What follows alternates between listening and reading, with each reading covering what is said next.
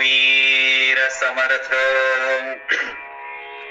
शुका सारिखे पूर्ण वैराग्य ज्याचे वशिष्ठा बरी ज्ञान योगेश्वराचे कवी वाल्मिका सारिखा मान्य ऐसा नमस्कार माझा सद्गुरु रामदासा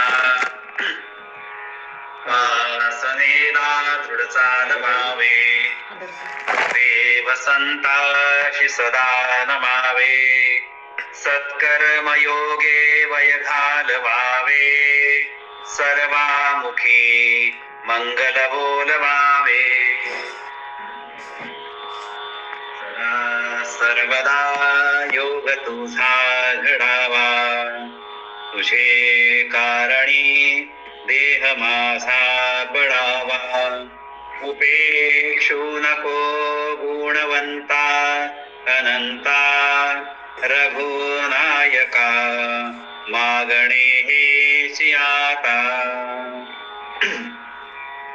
धर्माच्या करिता आभास जगती रामानी धाडियले ऐसे जाणून राम भक्ती करिता ऐश्वर्य हे लाभले आता धर्म सख्या तुझ्या पुढतिया नम्रत्वतेने असे इच्छा हो जशी मानसी करीतसे हा देह तुझा असे रामा मी तव दास दास म्हणवी माते कशाचे भय रामा जाईन जे स्थळी सुखघना होईल तेथे जय रामाया भुवनत्रयी तुझ विणे नाही कोणी तारक रामा तू सकलार्थ पूर्ण करिशी तू तात मी बालक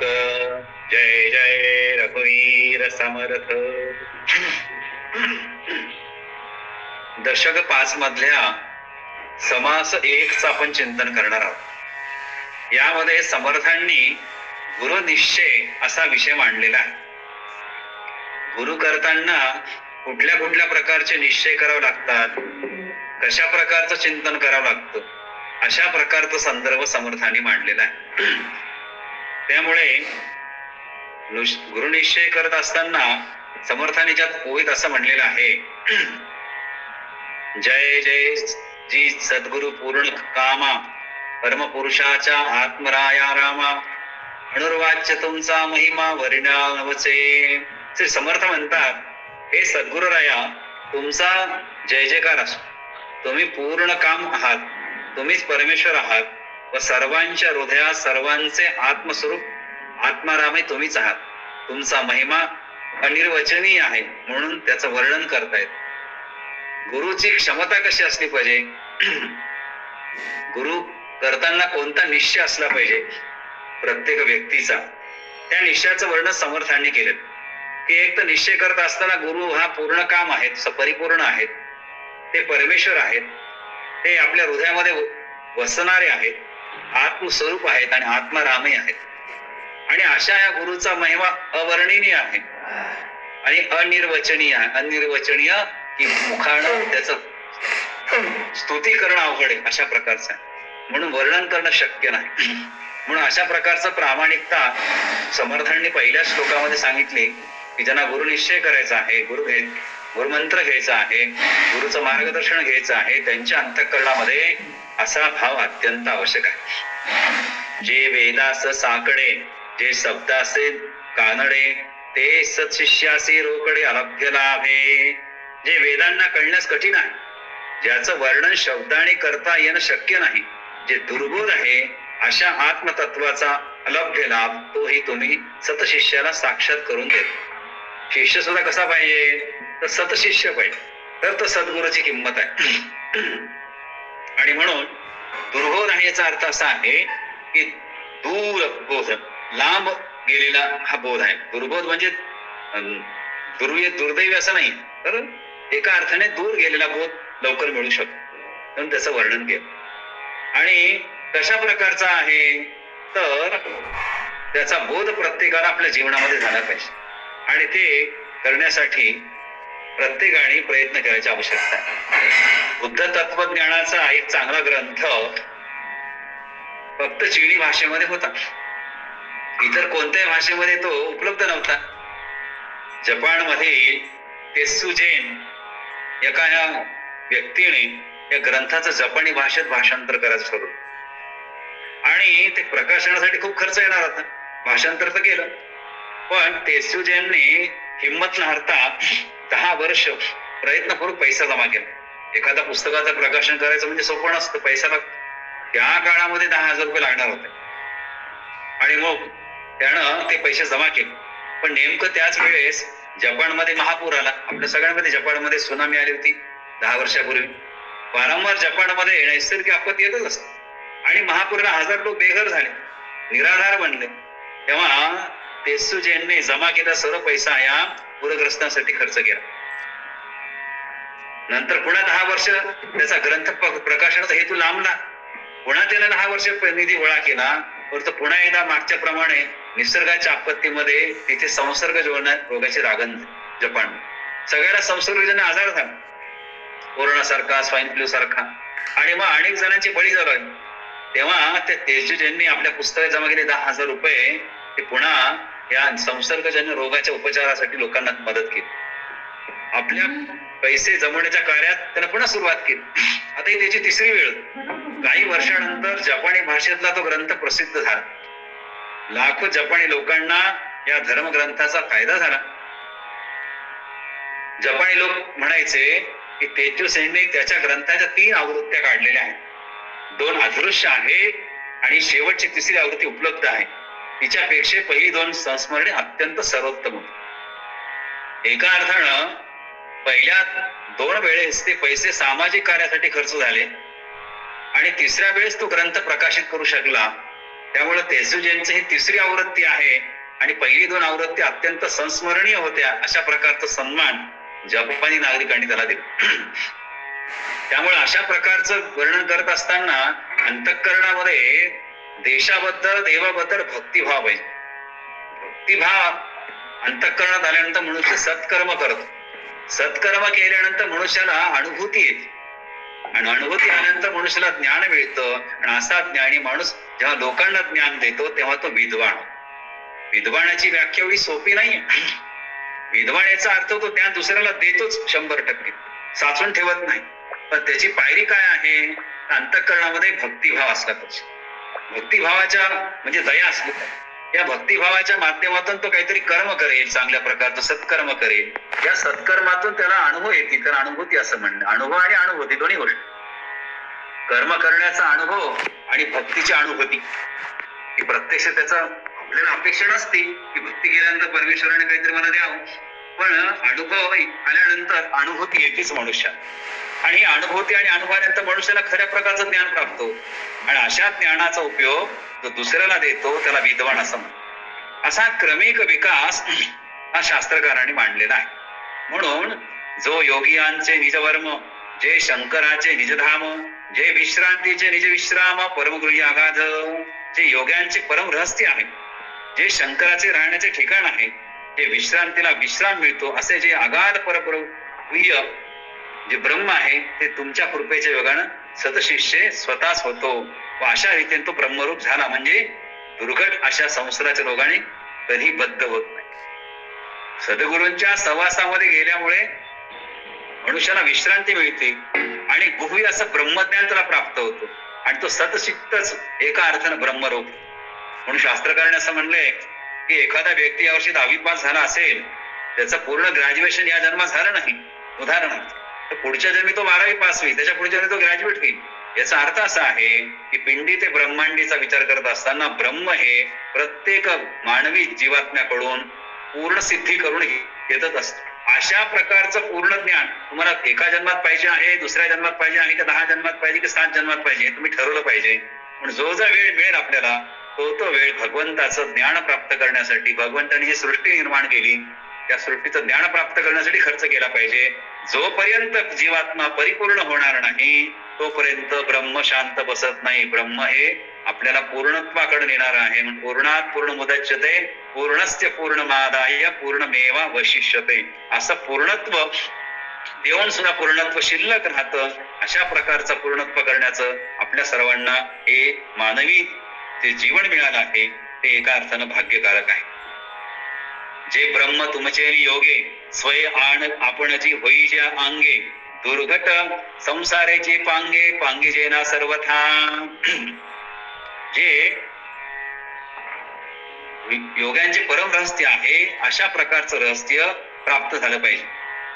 आता स्वामीजींना लढीवाळपणे गुरु शिष्याची लक्षणे सांगिजे ती तेणे प्रमाणे मुमुक्षे शरण जावे.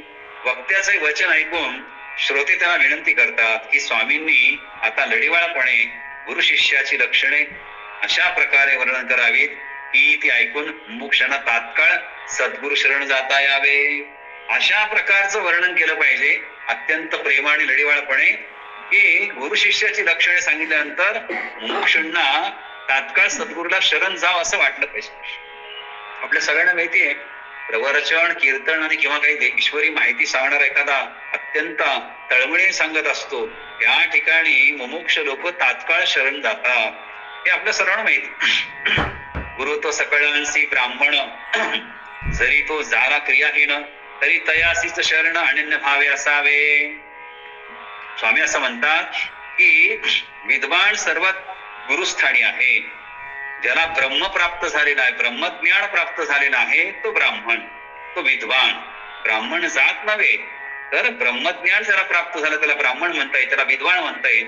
असा विद्वान जरी क्रियाहीन झाला तरी त्याला आपण शरण गेलं पाहिजे कारण त्याचं ब्रह्माचं ब्रह्मज्ञान मिळालं म्हणून नातं जोडलेलं आहे. अहो या ब्राह्मणा कारणे अवतार घेतला नारायणे विष्णूने श्रीवत्स मिरवणे ते ते इतर ते किती. अहो या विद्वानासाठीच नारायण अवतार घेतलेला आहे. विद्वानांच्या रक्षणासाठीच नरसिंहाचा अवतार झालेला आहे. प्रत्यक्ष विष्णू हे विद्वानाचे चरणचिन्ह श्रीवत्स आपल्या वृक्षस्थलावर धारण करतात. ते इतरांची काय कथा आहे. विद्वान सर्वत्र पूज्यते विद्वान ईश्वरस्य कृते अपि पूज्यते.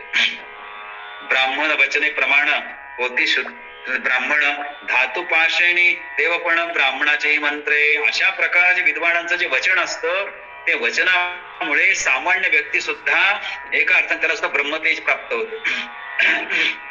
आणि अशा प्रकारचा उच्चार केल्यामुळे धातू आणि पाषाणामध्ये पण देवत्व आहेत. म्हणून आपल्या सर्वांना माहिती की राम म्हणून दगड पाण्यात टाकले ते तरंगले. तुकोबाच्या अभंग पाण्यामध्ये तरंगले. याचं कारणच तेच आहे. म्हणून अशा प्रकारचे मुंजी बंदेने विरित तो निभ्रांत द्विजन्मी म्हणून सतत द्विज ऐसे नाम त्याचे द्विज उच्चते. प्रत्येक जण जन्मल्यानंतर त्याचा पहिला जन्म असतो. आपल्या सगळ्यांना माहितीये की स्वेदज अंडज जारज आणि उद्बीज. उद्बीज ही पहिली क्रिया आहे की बिया उद्बीज म्हणजे बीज मधून जीवाचं उत्पन्न होते उद्बीज. नंतर स्वेदज घामामधून किड्याचं निर्माण होतं. मध्ये गोचीड असेल धान्यामध्ये किडे असतील त्याला स्वेदज असं म्हणलं. स्वेद म्हणजे घाम. अंडज अंड्यामध्ये पिल्लू असतं त्याचा पहिला जन्म. अंड्यातून बाहेर येतं दुसरा जन्म. आणि तिसरं जारज. जारज मध्ये माझ्यामध्ये मानव आहे गाय आहे कुत्रा आहे. अशा प्रकारच्या 4 प्रकारचे जन्म आहेत. पण हे जन्म जरी असले वेगवेगळ्या प्रकारे तरी सुद्धा त्याच्यात जर ज्ञान प्राप्त करताना द्विज उच्चते. हे द्विज होण्याची शक्ती फक्त मनुष्याला प्राप्त करून दिलेली आहे. सकळ्यांसी पूज्य ब्राह्मण हे मुख्य वेदांता प्रमाण वेदविरहित ते अप्रमाण अप्रिय भगवंता. हे सर्व विद्वान पूज्य आहेत. अशी मुख्य देवाज्ञा असून ती प्रमाणात मांडली पाहिजे. वेदविरहित असते ते अप्रमाण असते. भगवंतालाही ते वेद प्रमाण जर नसेल तरी पण अप्रिय आहे. भगवंत सुद्धा त्याला स्वीकारायला तयार नसतात. हिंदीमध्ये प्रसिद्ध साहित्यिक हे महावीर प्रसाद त्रिवेदी नावाचे ग्रस्त होते. ते पायी चालले होते जंगलामधून. पाऊलवाट होती आणि तितक्या त्यांच्या कानावर एका हरिजन बालिकेचा करुण आक्रोश कानावर आला. ते थांबले. त्या मुलीजवळ गेले. पाहता तर काय तिला एक साप चावला होता. सापाचं विष तिच्या अंगात भिनू नये म्हणून त्याने आपलं जानवं काढलं आणि तिच्या जखमेला घट्ट बांधलं. जखमेच्या वर जवळ चाकू लावले होते त्यांच्याकडे. ते चाकून ती जखम कापून ते रक्त दाबून ते बाहेर काढून टाकलं. मुलीला आराम पडला. तेव्हा ही बातमी कर्मठ ब्राह्मणांच्या कानावर गेली. तेव्हा ते सगळे एकत्र आले. त्यांचा पंचमंडळाने त्रिवेदींना बोलून घेतलं आणि सांगितलं, आपण पवित्र यज्ञोपवीत हरिजन बालिकेच्या पायाला बांधले, तेव्हा आपल्याला जातीतून बहिष्कृत का करू नये? अरे जे जात आम्ही यज्ञोपवीत आम्ही गळ्यामध्ये धारण करतो ते तुम्ही त्या मुलीच्या पायाला बांधलं, ते पण हरिजन बालिकेच्या पायाला बांधलं, हे बरोबर नाही. महावीरांनी प्रतिप्रश्न केला, विद्वजन हो, जाणवे पवित्र आहे का अपवित्र? सर्वांनी उत्तर दिलं, ही परम पवित्र अशी गोष्ट आहे. महावीर त्रिवेदींनी क्षणभरात दुसरा प्रश्न केला, एखादा मनुष्य प्राण्याचा जीव वाचवणे हे पवित्र कार्य का अपवित्र? अर्थात सगळे ब्राह्मण म्हणाले, पवित्र.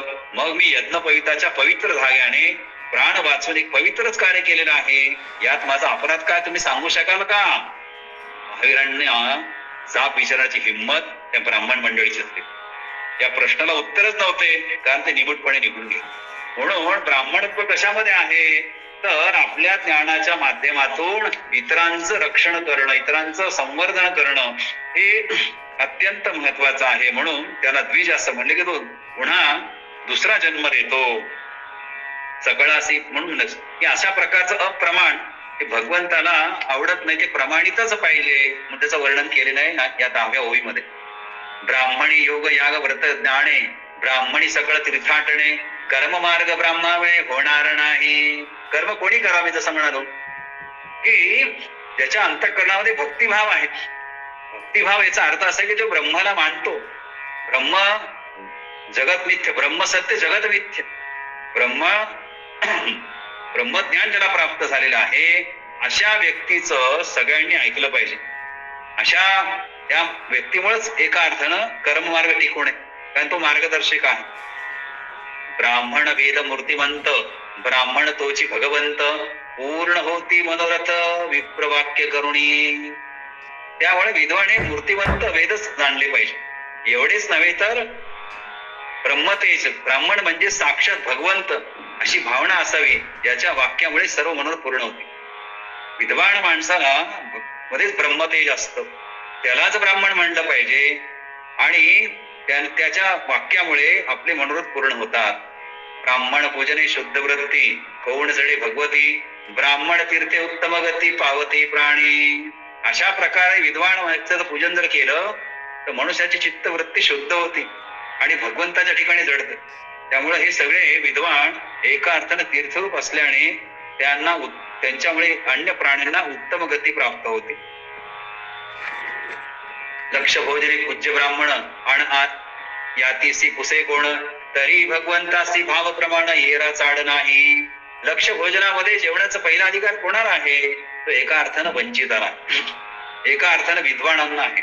तेथे दुसऱ्याला कोण विचारतो? परंतु भगवंत हे भावाचे भुकेले असतात, त्यांना इतर गोष्टीची पर्वा नसते, म्हणून त्याचं वर्णन केलेलं आहे.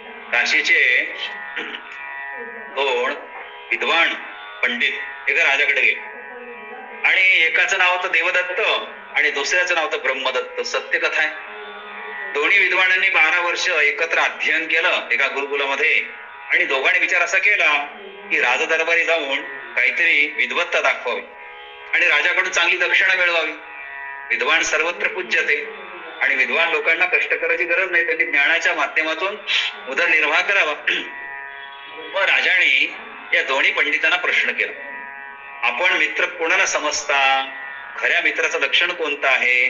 देवदत्त उत्तर दिलं, राजन, सुख दुःख या दोघांमध्ये छायेप्रमाणे जो एकमेकांच्या सोबत असतात, परस्परांना मदत करतात, संकटकाळी रक्षण करतात, एकमेकाचं गुणगान गातात, ते खरे मित्र असतात.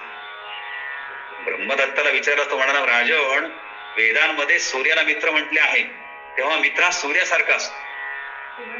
राजांनी जेव्हा देवदत्ताला जवळ बोलायले तर त्याला पण उत्तर आवडल्याचे सांगून हळूच विचारले, ब्रह्मदत्ता, तुला काय वाटते? तेव्हा देवदत्त तिरस्काराने म्हणाला, अहो, हा देवदत्त नाही, हा भ्रमदत्त आहे, एकदम बैल. आता हे दोघ जण एका गुरुकुलामध्ये शिकले. आता एक विद्वान होते, त्यांनी राज्य दरबारामध्ये सादरीकरण केलं दक्षिणा मिळावी म्हणून, परंतु त्यांना एकमेकांमध्ये वैयक्तिक विचार असतो. असं म्हणाला की हा ब्रह्मदत्त हा भ्रमदत्त आहे. देवदत्ता ब्रह्मदत्त आहे, अशा प्रकारचं ब्रह्मदत्ताने सांगितलं. नंतर राजाने ब्रह्मदत्ताला जवळ बोलावून त्याला विचारलं, मैत्रीचे सुरेख वर्णन केल्याबद्दल त्याची प्रश्न करून हलक्या वाटत त्याला विचारलं कानामध्ये, अरे तुझं देवदत्तावर तुझं मत काय आहे? ब्रह्मदत्ताने सांगितलं, तो एकदम गाढव आहे. म्हणजे देवदत्ताने सांगितलं ब्रह्मदत्त हा बैल आहे आणि ब्रह्मदत्ताचं देवदत्त हा गाढव आहे. राजाने दोघांना थोड्या वेळाने भोजनाला निमंत्रित केलं की दोघ जण जेवायला या. दोघांची ताट ही वाढली आणि वस्त्रानं झाकून ठेवली होती.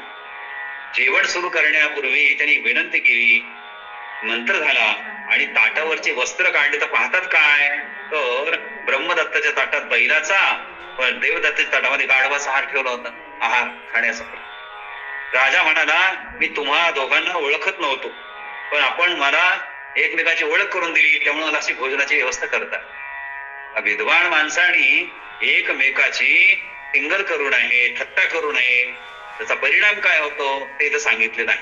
म्हणून अशा प्रकारचं जे ज्ञान प्राप्त केलं पाहिजे की मग तो राजा त्या दोघांना असं म्हणाला की तुम्ही सद्गुरु केला नाही म्हणून असं तुम्ही बोलला. जर तुम्ही सद्गुरु केला असता तर तुम्हाला अशी वेळ आली नसती आणि त्यामुळे तुमचं पतन झालेलं आहे. सद्गुरु शिवाय मनुष्याला पूर्ण ज्ञान प्राप्त होत नाही, अशा प्रकारचं राजाने वर्णन केलं. त्यामुळं सद्गुरु लक्षण तुझ्या लक्षात नाही आलेले आहे. सद्गुरु वर्णन एका अर्थानं सद्गुरु निश्चय तुमच्या लक्षात न आल्यामुळे तुम्हाला निश्चयात्मक बोलता नाही आलं. तुमची बुद्धी ही नश्वर बुद्धी आहे, निश्चयात्मक बुद्धी नाही.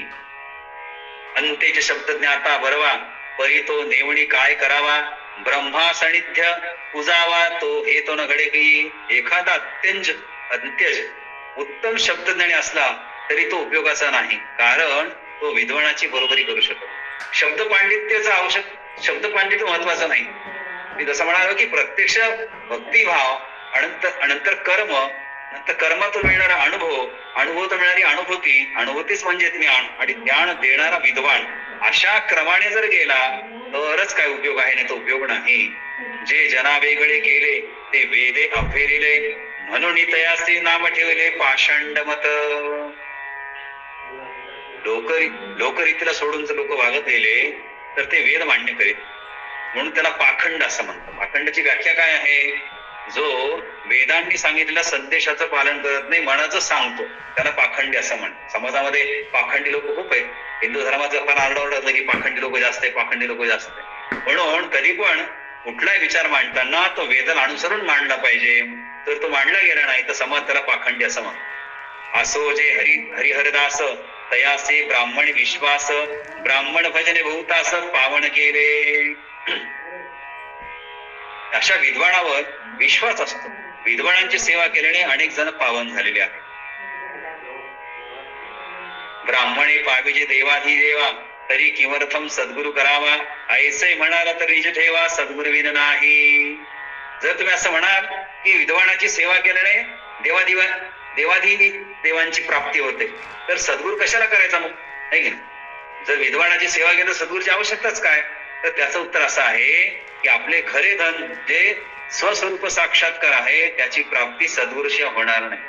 जरी तुम्हाला विद्वान जरी माणूस भेटला तरी सुद्धा सद्गुरू शिवाय तुम्हाला शक्य नाही. आपल्याला माहिती आहे की पहिलीपासून इंजिनिअरिंग अनेक शिक्षक आपल्याला शिकवत असतात, परंतु शेवटी किती जरी मोठा अधिकारी झाला तर त्याला गुरुमंत्र घ्यावाच लागतो. म्हणून शिकवणारा वेगळा विद्वान आणि सद्गुरू वेगळा. त्यामुळे सद्गुरूचं वर्णनच विशेष आहे. स्वधर्मकर्मी पूज्य ब्राह्मण, परी ज्ञान नव्हे सद्गुरु विण, ब्रह्मज्ञान नसता सीण, जन्म मृत्यू सुखेना. स्वधर्म कर्मात ब्राह्मण पूज्य असला तरी सद्गुरू शिवाय ज्ञानाची प्राप्ती होत आणि ब्रह्मज्ञान झाल्याशिवाय जन्म मरणाच्या फेरीतून सुटका होत नाही. मी पहिल्यांदा सांगितलं की विद्वान व्यक्ती सद्गुरू हा लोकांना विद्वान करतो. आणि असा विद्वान व्यक्ती कसा आहे तर त्याला ब्रह्मदान झाल्याशिवाय जन्म मृत्यूच्या फेरीतून सुटका. म्हणून अशा प्रकारचं ब्रह्मज्ञान, आत्मज्ञान एकदम गतीने मिळवलं पाहिजे, रोज मिळवलं पाहिजे, म्हणजे आपल्याला जन्म मरणाच्या फेरीत सुटका होईल. याचा अर्थ असा आहे की जन्मताना आणि मरताना मनुष्याला कुठल्याही प्रकारचं दुःख होत नाही. जन्म मरण कोणाला चुकलं नाही, पण जन्म होताना जे यातना होतात आणि मृत्यू समय ज्या यातना होतात त्या यातना मनुष्याला होत नाही, म्हणून मनुष्याला ब्रह्मज्ञानाची आवश्यकता आहे. सद्गुरु विन ज्ञान काही सर्वता होणार नाही, अज्ञान प्राणी प्रभाही वाहतची गेले. सद्गुरु शिवाय ज्ञानाची प्राप्ती कधी होणार नाही.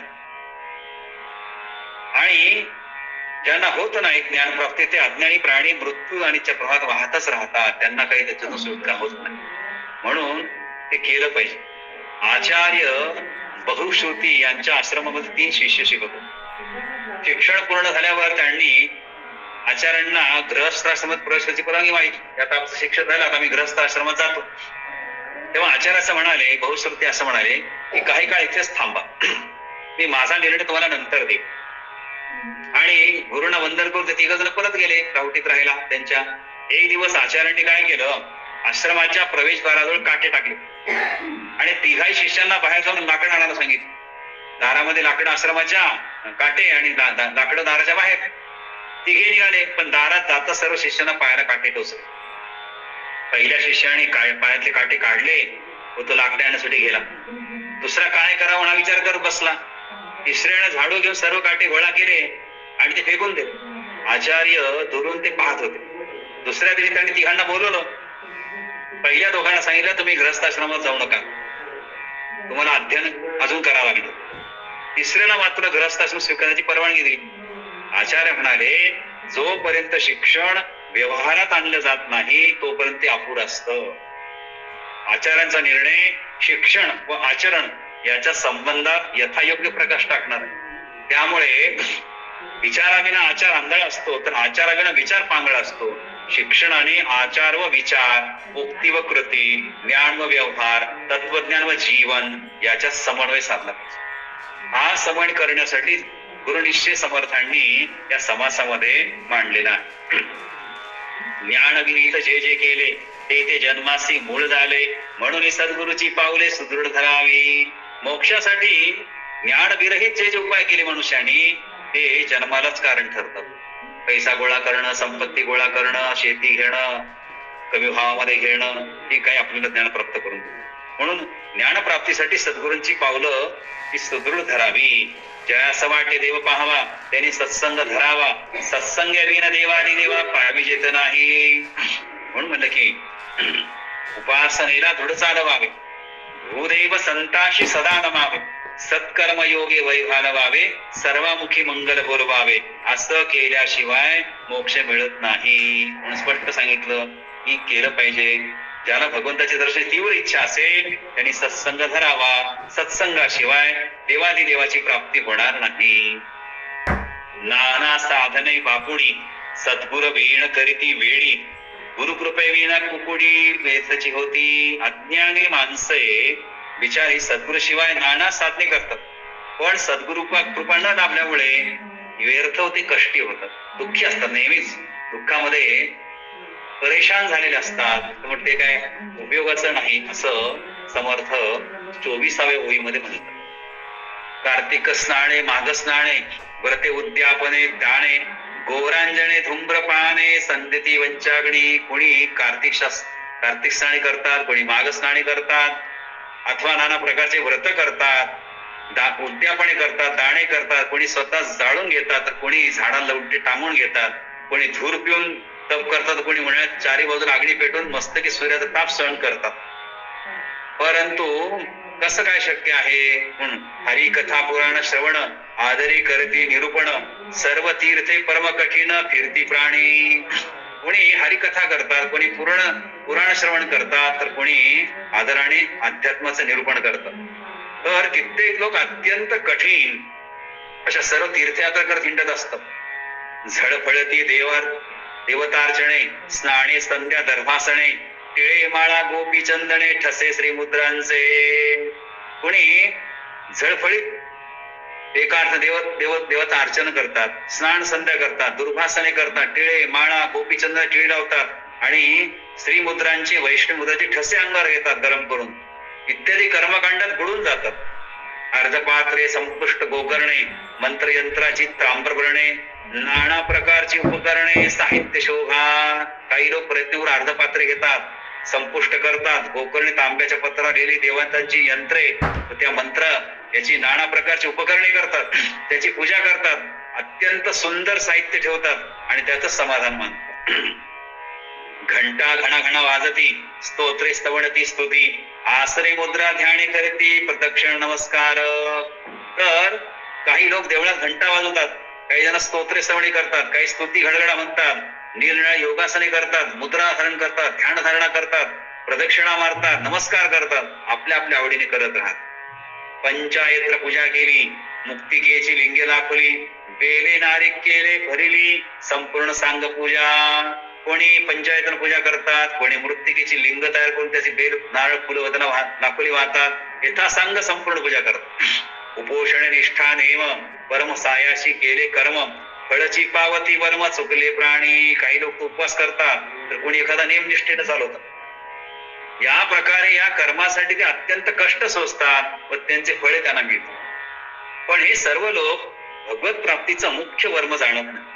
तेथे त्यांची फार मोठी चूक होती. एखादा नोकरी लागावी म्हणून पूजा करायची आहे, लग्न व्हावं म्हणून देवधर्म करायचा आहे, मुलबाळ होत नाही म्हणून अभिषेक करायचा आहे, एवढ्यावरच हे लोक खुश असतात की अभिषेक केल्यामुळे मला मुलगा झाला, मग अभिषेक केल्यामुळे मला लग्न झालं, माझं मला नोकरी लागली. अशामध्ये इतकं संकुचित त्यांचं जीवन असतं, इतकं संकुचित जीवनानं जमणार नाही. तर भगवत प्राप्तीचं मुख्य वर्म ते जाणतच नाही, ही त्यांची फार मोठी चूक.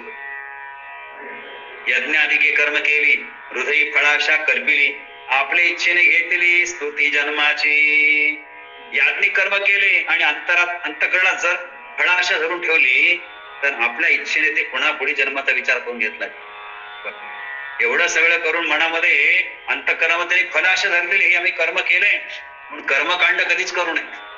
कर्मकांड करताना त्याच्या पाठीमाग काहीतरी फलाशा असते. कर्म केलं पाहिजे, निष्काम कर्मयोग. पण हे असे लोक काय करतात, हे कर्म करून अंतकरणामध्ये फलाशा धरतात आणि ती फळ भाषा पूर्ण नाही झाली तर पुढच्या जन्माचा विचार करत असतात. वासनेमुळे पुन्हा जन्म घ्यावा लागतो, म्हणून सकाम करण्यामुळे त्याची कर्म हा पुन्हा जन्माचा आरंभ ठरतो. निष्काम कर आणि सकाम कर. काहीतरी आम्हाला पाहिजे, हे सकाम कर्म झालं. मला काहीच नको, तू मला जे दिले भगवंता त्याबद्दल मी तुझे आभार मानतो म्हणून भक्ती करणं, याला निष्काम कर्म असं म्हणतात. म्हणून हे सकाम कर्म केल्यामुळं हा पुन्हा जन्माचा आरंभ ठरतो. करुणी नाना सायास केला 14 विद्याचा अभ्यास, रिद्धी सिद्धी सावकास ओळल्या जरी. समजा खूप कष्ट करून 14 विद्यांचा अभ्यास केला आणि त्यामुळे यथावकाश वृद्धी सिद्धी पण प्राप्त झाली, तरी सद्गुरु कृपेशिवाय सर्वथा स्वहित साधता येत नाही आणि यमपुरीचा अनर्थही त्याद्वारे चुकत नाही. तुम्ही किती जरी केलं एकट्याने तरी सुद्धा सद्गुरूच्या वचनातून, सद्गुरूने दिलेल्या संथेमधून ते जर ते ज्ञान प्राप्त झालं तेच उपयोगाचं आहे. जवना ही ज्ञानप्राप्ती तव चुकेना याता याती, गुरुकृपेविना अधोगती गर्भवास चुकेना. जोपर्यंत ज्ञानाची प्राप्ती होत नाही तोपर्यंत मरण आणि जन्म चुकणार नाही. गुरुकृपेशिवाय अधोगती अथवा गर्भवास चुकत नाही. मग काय म्हणलं, ध्यान धारणा मुद्रा आसन भक्तिभाव आणि भजन सकळ ही फोल ब्रह्मज्ञान जवते प्राप्त नाही. ध्यान धारणा मुद्रा योगासन भजन भक्ती हे जोपर्यंत ब्रह्मज्ञान मिळत नाही तोपर्यंत ते व्यर्थ समजतं. आणि ब्रह्मज्ञान कोण देऊ शकतं, तर फक्त तो सद्गुरू देऊ शकतो. आणि म्हणून ते ब्रह्मज्ञान सर्वांनी मिळवण्याचा प्रयत्न करण्याची आवश्यकता आहे. असं वर्णन हे समर्थाने याच्यामध्ये केलेलं आहे. सद्गुरु कृपाण जोडे आणि भक्तीची कडे वाकडे, जैसे आंधळे चाचुरणी पडे गारी आणि धडधरा. सद्गुरुपा जर झाली नाही तर साधक भक्तीकडे वावरतो. एखादा आंधळा चरा चाचरून दलदलीत कथा खासकळ्यात पडावा तशी साधकाची स्थिती होती. जैसी नेत्री घालित अंजन पडे दृष्टीस निधान, तैसे सद्गुरु वचन ज्ञान प्रकाश होय. जसे नेत्रात अंजन घालावं किंवा जमिनीतील गुप्त द्रव्य दृष्टीस पडावं त्याप्रमाणे सद्गुरु श्रवणी पडले ते ज्ञानप्रकाश. सद्गुरूच्या वचनाचं श्रवण केलं तर मनुष्याला ज्ञानाचा प्रकाश प्राप्त होतो हे समर्थ सांगतात. सद्गुरुविन जन्म निर्फळ, सद्गुरुविन दुःख सकळ, सद्गुरुविन तळमळ जाणणार नाही. सद्गुरु शिवाय जन्म निर्फळ होतो. सद्गुरु शिवाय सगळे दुःखच वाटायला येते आणि सद्गुरु शिवाय तळमळ जात नाही. जीवनामध्ये प्रत्येकाला असं वाटतं की सगळं आहे पण काहीतरी राहिलंय. काय राहिलं आहे तर सद्गुरु कृपा राहिलेली आहे. सद्गुरुचे अभयंकरे प्रगट होई जे ईश्वरे, संसार दुःखी अपारे नासोणी जाती. अभय देणारा सद्गुरूचा कृपाहस्त लावला की त्या कृपेमुळे साक्षात ईश्वर प्रगट होतो. अपार सुख दुःखी नाहीशे होता. हे सुख दुःख नाहीशे करण्याचा प्रयत्न केला पाहिजे. मागे झाले थोर थोर संत महंत मुनीश्वर, तया सही ज्ञान विज्ञान विचार सद्गुरुचेने. पूर्वीचे अत्यंत श्रेष्ठ संत आणि महंत होऊन गेले, मुनीश्वर होऊन गेले. त्यांनीही सद्गुरूंच्या योगाने आत्मज्ञानाची प्राप्ती केली. असं नाही की त्यांनी स्वयंभू होते. सकळ सृष्टीचे चाळक हरिहर ब्रह्मादिक, तेही सद्गुरुपदी रंक महत्वान चढेती. सर्व सृष्टीचे पालक जे हरिहर ब्रह्मा आदी मुख्य देव आहेत, त्रिदेव आहेत, तेही सद्गुरुचरणी अत्यंत लीन होतात. त्यामुळेच त्यांचं महत्व वाढलेलं आहे. या तिन्ही देवतांचं महत्व काढण्याचं कारण काय आहे? कारण हे आहे की त्यांनी सुद्धा अशा प्रकारचं काम केलेलं आहे. असो जयाची मोक्ष व्हावा त्याने सद्गुरु करावा, सद्गुरुने मोक्ष पावा ते कल्पांती न घडे. असो ज्या अंतःकरणापासून मोक्षाची तीव्र इच्छा असेल त्याने सद्गुरु करावा, अन्य कोणी करू नये. सद्गुरु शिवाय कल्पातही मोक्ष प्राप्ती शक्य नाही. आणि कल्पे होऊन गेले आणि युग होऊन गेले. आता सद्गुरु ते कैसे नव्हे तर इतरा गुरु ऐसे, जयाच्या कृपेने प्रकाशे शुद्ध ज्ञान. आता सद्गुरु कसे असतात ते सांग. ते इतर गुरु सारखे नसतात. त्यांच्या कृपेने शुद्ध ज्ञान प्रकाशित त्यांना सद्गुरु, की जे शुद्ध ज्ञान आपल्याला देतात, जीवन शिक्षण देतात आणि ते सर्वेशम अविरोधेने देतात. कोणाच्याही अगेन्स्ट देत नाही, कोणाच्याही प्रतिस्पर्धी म्हणून देत नाही, कुठल्याही अन्य ज्ञानाला ते कनिष्ठ समजत नाही. अशा प्रकारचं वर्णन केलेलं आहे. त्या सद्गुरूची ओळखपण पुढीले समासी निरूपण, बोलिले ऐसे श्रोती श्रवण अनुक्रमे करावे. या सद्गुरूची ओळख आता पुढच्या समासात करून दिली जाईल. त्यानंतर अनुक्रमाने श्रोत्याने पुढील समासाचं श्रवण केलं पाहिजे. म्हणजे पुढच्या काळामध्ये गुरुलक्षण काय असतं हे लोकांना कळू शकतं. अशा गुरुनिश्चयामध्ये जे समर्थांनी दशक 5 आणि समास 1 मध्ये त्याचं वर्णन जे केलेलं आहे ते वर्णन अत्यंत विलक्षण आहे. आणि म्हणून हा विचार करत असताना या गुरुनिश्चय समासाचं सार स्वरूप मी थोडस त्याच्यामुळे मांडणार आहे की माणसाच्या आयुष्याला जीवन असं म्हणतात. जीवन म्हणजे एका अर्थानं वाहतं पाणी. मानवी जीवनामध्ये सुख दुःख यश अपयश, जय पराजय, मान अपमान, स्तुती निंदा याच्या धारा एकत्र वाहत असतात. जीवनाच्या प्रवाहात जी द्वंद्वे आहेत खरी ती युद्ध आहे.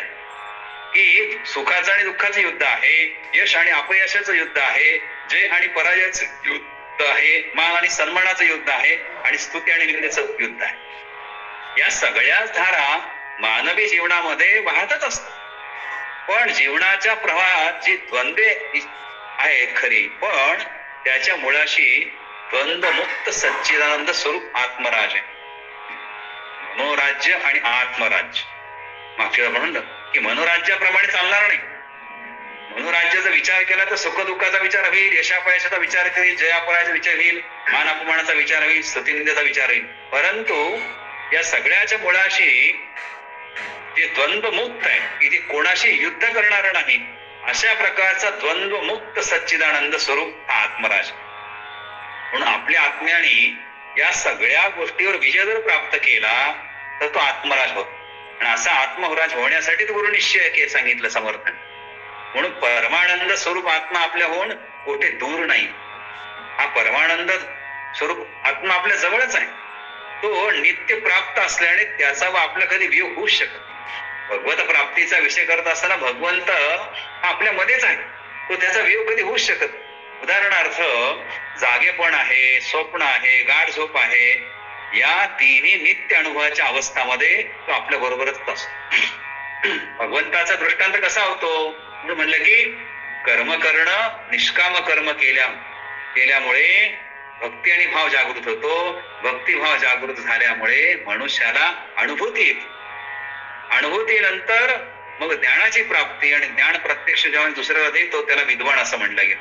म्हणून या तिन्ही अवस्थेमध्ये भगवंत आपल्या सोबत असतो. आत्मानंद आपल्या हृदयातच अनुभवायचा असतो. यावरून तो आपल्यापेक्षा दूर नाही. तो मिळवण्यासाठी दूर कुठं जायची गरज पण नाही. हा आत्मानंद आपल्या हृदयामध्येच आहे. कशा प्रकारचा आत्मानंद आहे, कसा प्राप्त केला पाहिजे? एक प्रसंग असा आहे. राजा विक्रमादित्य आणि महाकवी कालिदास हे संध्याकाळच्या वेळेला शरयू नदीच्या तीरावर रम्य किनारा फिरत होते. विक्रमादित्याची नजर कालिदासाच्या चेहऱ्यावर पडली, कवीच्या, आणि त्याच्या मनात एक विचित्र विचार आला विक्रमादित्याच्या.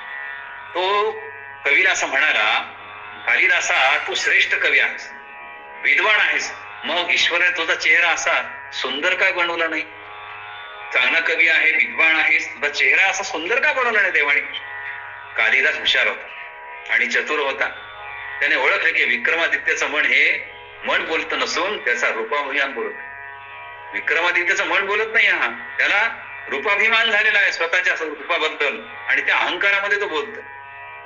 कालिदासांनी नाराजी व्यक्त केली नाही, आनंद काही चेहऱ्यावर भाव अत्यंत स्मित केला, अत्यंत हसला, आत्मानंद माणूस हसला आणि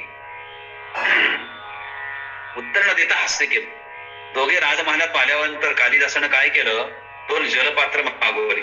आपण जे सट असतो ना, भांडे, ते मागवले. एक सोन्याचं मागवलं आणि मातीचं, खापराचं, आणि या दोन्ही भांड्यामध्ये पाणी ओतलं आणि दोघांच्या गप्पा सुरू केल्या. अर्धा तास गप्पा झाल्यानंतर थोड्या वेळाने ही दोन्ही भांडी राजासमोर ठेवली कालिदासन. महाराज, या 2 पात्रापैकी कोणत्या पात्राचं पाणी थंड असेल? विक्रमादित्य हसला, म्हणजे काय सांगतोय, साधी गोष्ट आहे म्हणले, मातीच्या भांड्याचं पाणी थंड आहे, हे काय तुला एवढंच कळत नाही का? म्हणून कालिदासन म्हणाला, महाराज, पाण्याचा थंडपणा भांड्याच्या बाहेर रूपावर नाही, सुंदरतेवर अवलंबून नसतो. सोन्याच्या सुंदर भांड्यात पाणी असून सुद्धा ते पाणी थंड झालेलं नाहीये, परंतु मातीच्या कुरूप पात्रामध्ये ते पाणी असून सुद्धा अत्यंत अधिक शीतल झालेलं आहे. त्याप्रमाणे विद्वत्ता व त्याचा संबंध आत्म्याशी असतो, रूपापेक्षा गुण श्रेष्ठ असतो. कालिदासानं समजून सांगितलं की विद्वत्ता व त्याचा संबंध आत्म्याशी आहे. विद्वत्ता ही आत्म्याशी जोडली गेली. म्हणून असं म्हणलं की विद्वान कोणाला म्हणायचं? ज्याला दुसऱ्याच्या बद्दल आत्मीयता वाटते, तो दुसऱ्याला आपलं ज्ञान देतो आपल्या आचरणातून. म्हणून विद्वत्ता व आत्मा याचा संबंध असतो आणि रूपापेक्षा गुण श्रेष्ठ असतात, हे त्यांनी राजाला समजून दिलं. व्यक्तीचं मूल्यमापन किंवा परीक्षण हे केवळ त्याच्या बाह्य किंवा शारीरिक रूपावर करणाऱ्यांनी वरील गोष्ट सदैव लक्षात ठेवली पाहिजे की गुण हे रूपापेक्षा कधी पण श्रेष्ठ असतात. अशा प्रकारचं जे गुण आहे त्याला समर्थाने आत्मानंद असं म्हणलं. तो हृदयातच असतो, तो कालिदासाच्या हृदयामध्ये तो अनुभवायचा असतो, तो आपल्या दूर नाही, तो नित्य असल्याने तो हस्तगत होण्यास काळाचं बंधन सोसावं लागत. काही काळाचं बंधन नाही. आत्मानंद जर तुमच्याकडे असेल तर तुम्हाला लगेच तो हस्तगत होतो, काही तुम्हाला शोधायची गरज नाही. तो नित्य असल्याने तो हस्तगत करणं वेळ लागतो. स्वतः सिद्ध असल्याने त्याला स्वाधीन करण्यात दुसरा कोणी कारण होत. आत्मानंद असा आहे की तो प्राप्त करून देण्यासाठी कोणाची आवश्यकता नाही. तुम्ही स्वयं प्राप्त करू शकता जर तुमच्यामध्ये तशा प्रकारची भावना असेल तर. म्हणून जे असे जर आहे तर आत्मानंद मिळण्यास सद्गुरूची जरूर का लागते? तर सद्गुरू हा जीवनमुक्त पुरुष असतो. याच जीवनामध्ये तो मुक्तपणे परमानंद होतो. जीवनामधील द्वंद्वरूप चढ उतारावर यत्किंचित अवलंबून राहता आपल्या हृदयात तो शांतपणे आत्मानंद अनुभवण्याचं विलक्षण कला त्याजवळ असतं. सद्गुरूकडे काय असते की आत्मानंद अनुभवाची विलक्षण कला त्याच्याकडे असते. तो खरोखरच महापुरुष असतो. श्री समर्थांचा तर तो आदर्श पुरुष आहे. कोणत्याही परिस्थितीत आणि देहाच्या कोणत्या अवस्थेत आपला आनंद आपण भोगू शकतो, अगदी निर्बंधपणे तो अनुभवू शकतो.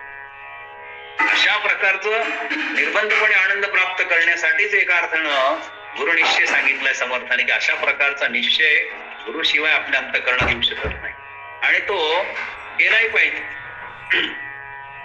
आणि म्हणून अगदी अनिर्बंधपणे तो अनुभवू शकतो की त्याला कुठल्या प्रकारचं बंधन नाही. पण याचा अर्थ असा नाहीये की लोकांनी अनिर्बंध वागावं. लोकांनी काहीतरी बंधन पाळलंच पाहिजे जीवनामध्ये. बांधील केला असं म्हणतात. बंधन म्हणल्यापेक्षा बांधील. निर्बंधपणे अनुभवू शकतो याचा अर्थ बांधिलकीने अनुभवू शकतो.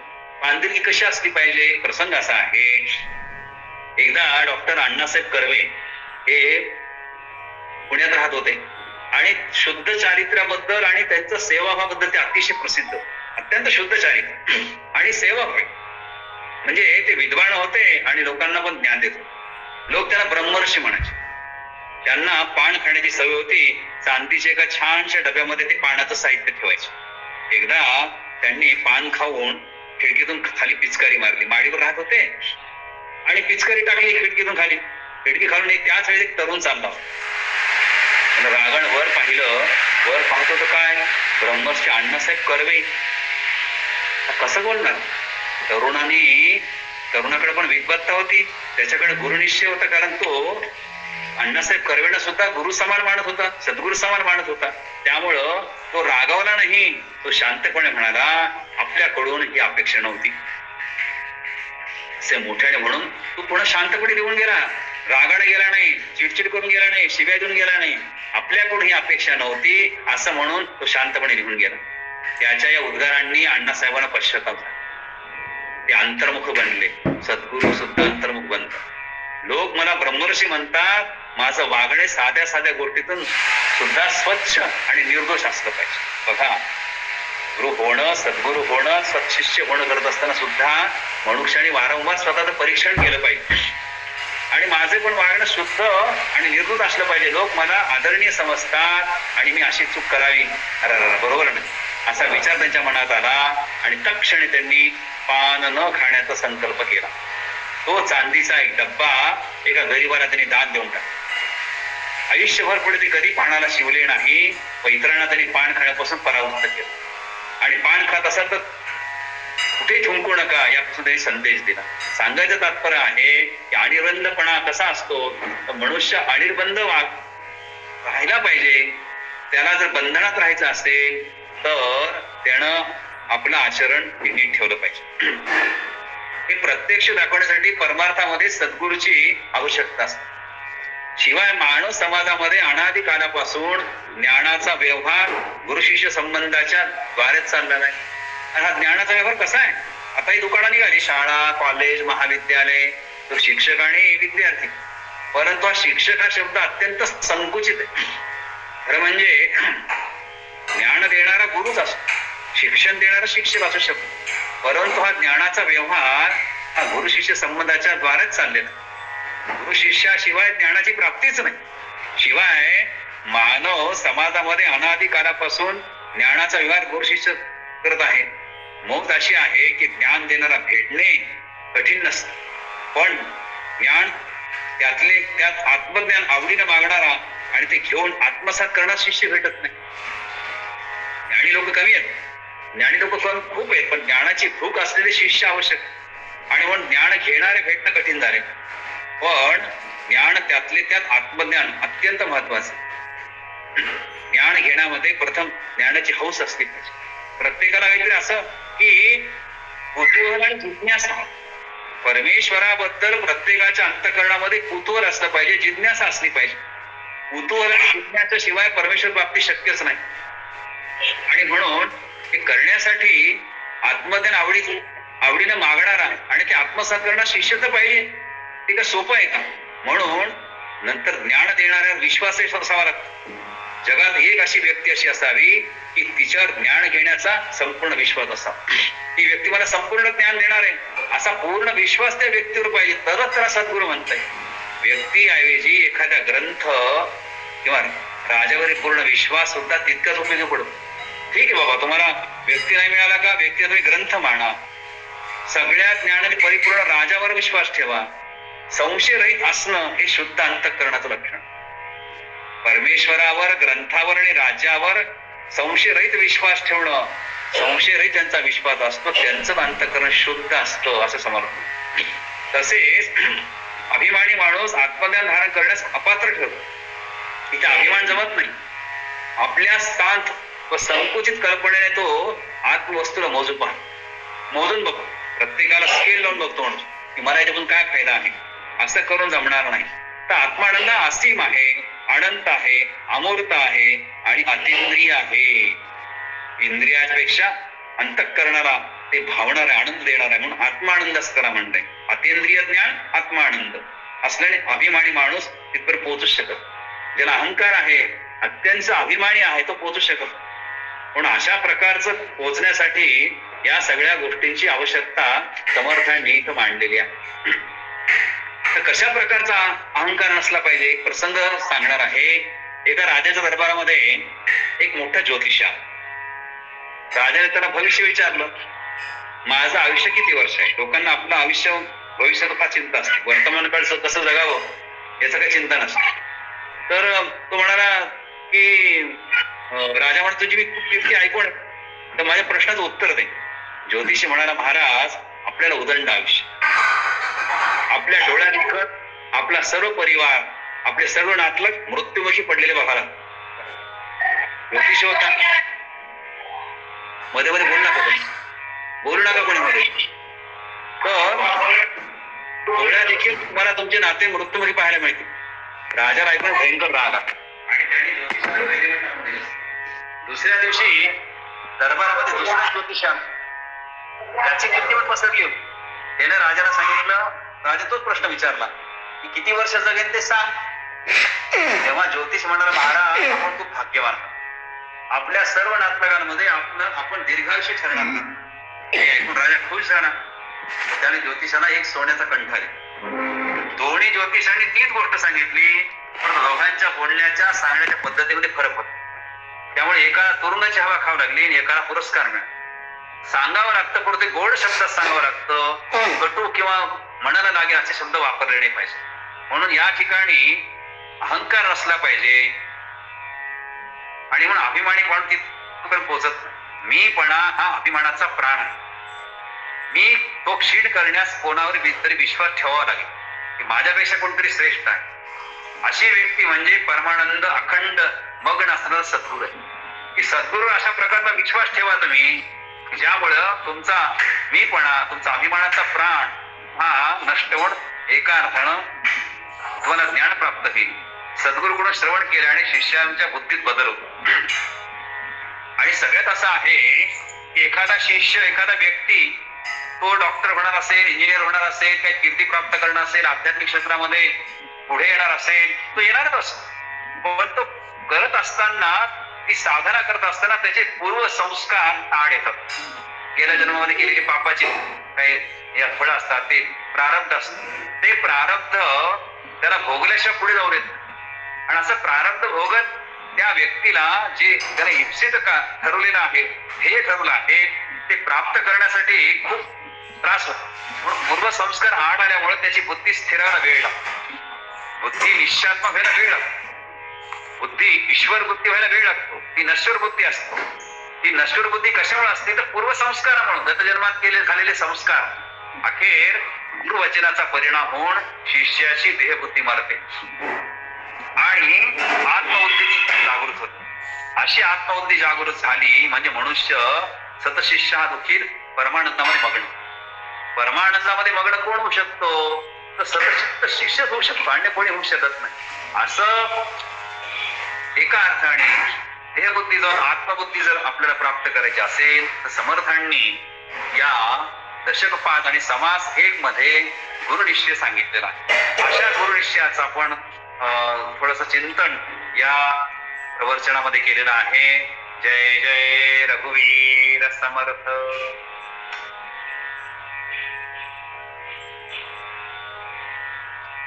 पसायदान घ्या महाराज. आता विश्वात्मके देवे येणे भाग्यधने तोषावे, तोषोणी मज द्यावे पसायदान हे.